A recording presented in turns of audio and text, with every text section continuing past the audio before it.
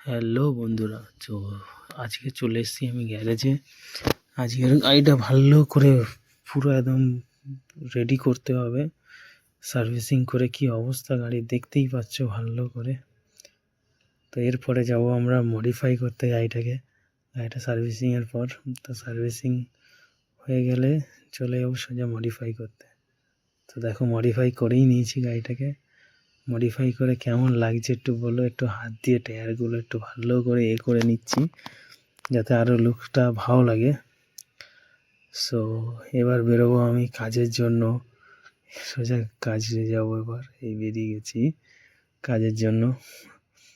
দেখো বাচ্চারা ওকে বলছে খুব ভালো হয়েছে, বলছে ভালো হয়েছে। তোমরাও দেখতে পাচ্ছ কত সুন্দর হয়েছে গাড়িটা।